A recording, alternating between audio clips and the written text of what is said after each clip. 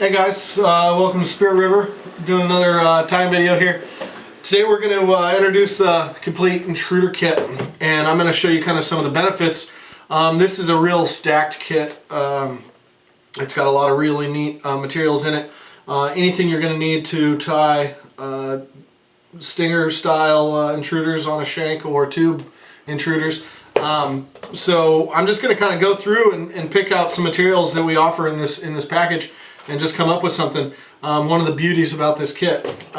So we'll just kind of go over the main parts of the fly here. We're going to have our back profile bump,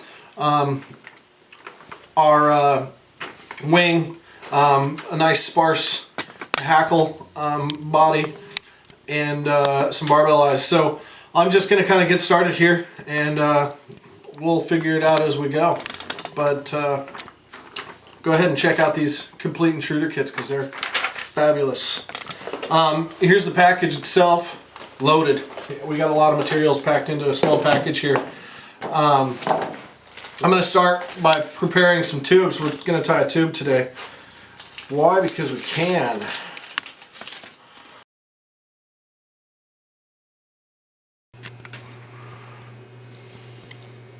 Here we're going to get started by cutting our tubes to length. I'm going to first set my needle into the vise. I've measured my tube out so it'll fit nice and secure on the needle there. I'm also just about to attach a larger diameter tubing here that's going to be placed to hold my hook. I got my tube slid on the needle now. I'm melting the end to give the thread something to butt against, like I have a hook, something tube guys prefer. Now you can see I've inserted the smaller diameter tubing into the larger. I cut the larger at an angle so it allowed grip for my thread to securely fasten to both diameters of the tubing. You can apply a little dab of super glue at this point to give you a little more strength and security. Now we're going to dub. Start just rolling some dubbing over the thread. I'm going to wrap that forward. This is going to give me something to butt my saddle material up against to provide a nice profile bump. Give me a great silhouette for swinging flies. Gonna brush that up a little bit with my dubbing brush there, just to kind of make that material stick out and flare. Now I'm preparing my my sloppin. I'm just using a standard black sloppin, tying that in here. I think I'm gonna fumble this a little bit. Yep, fumble.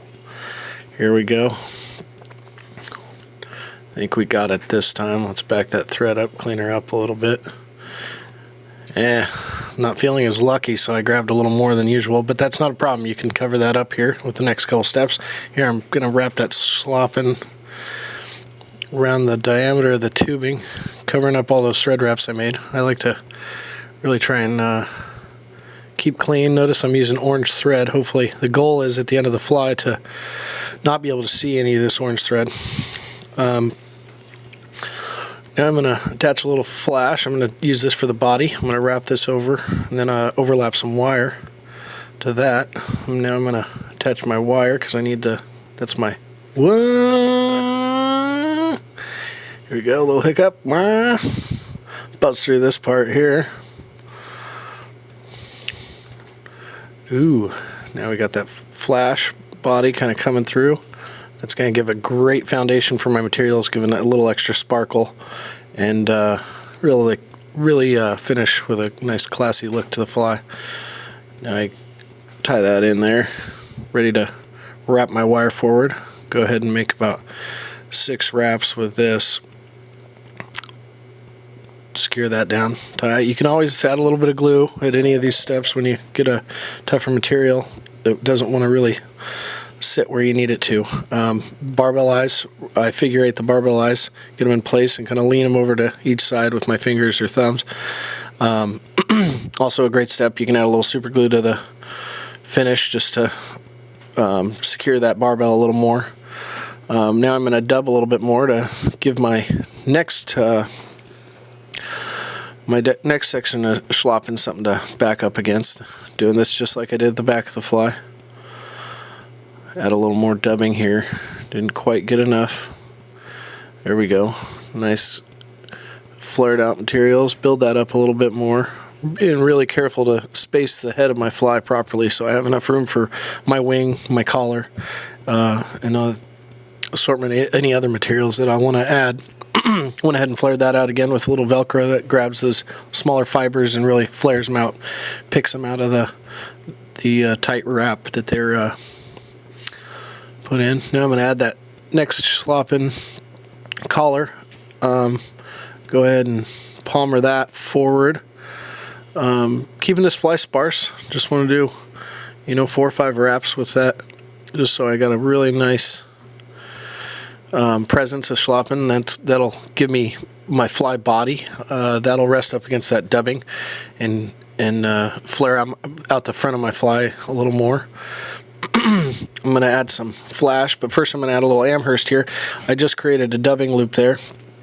It's important to grab the amount of Amherst and run your fingers against it from the tips down to the base to try and kind of fold those barbs down. That'll allow it so when you put it in this dubbing loop so they don't hang up and catch on each other as well, or continue to be married. They'll kind of split up, and the individual hurls will then make a really nice hackle once spun with the dubbing loop, and you'll get a really nice longer hackle out of this technique. Here I am, just spinning that Amherst into the dubbing loop. You can see how the feathers start to kind of splay out and separate from one another. This step doesn't work very well if you don't run your fingers backwards against the grain of the feather.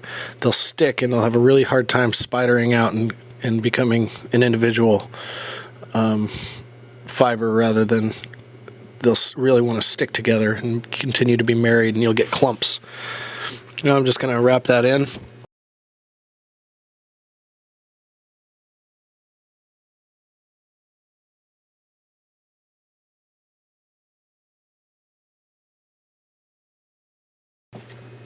I'm going to grab about 4 strands, and I'm going to run them kind of in a V. I'm going to center tie them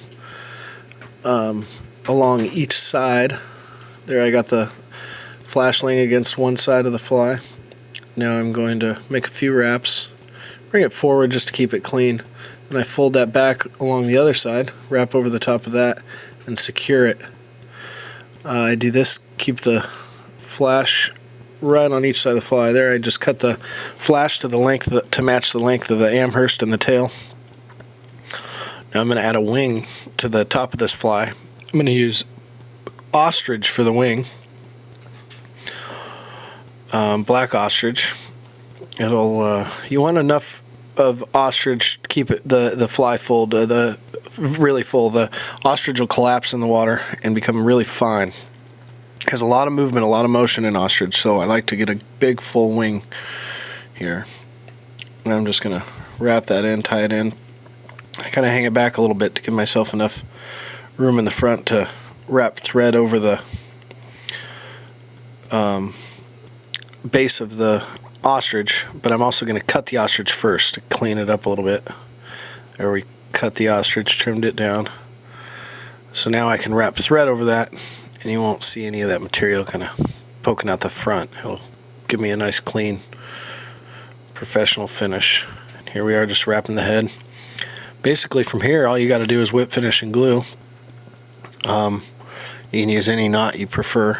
I just like to kind of coach my materials here, look at my fly, make sure everything's good before I commit to my knot. There I go, whip finish, running some half hitches up there, securely tightened. Snip it, add a little glue. She's ready to fish. The only thing I'll do here, I'm going to trim the back of the tubing, the larger diameter that holds the hook. I'm doing that just so the end of my hook curve will kind of match the length of the longest materials and put my hook in the proper place. But there we go.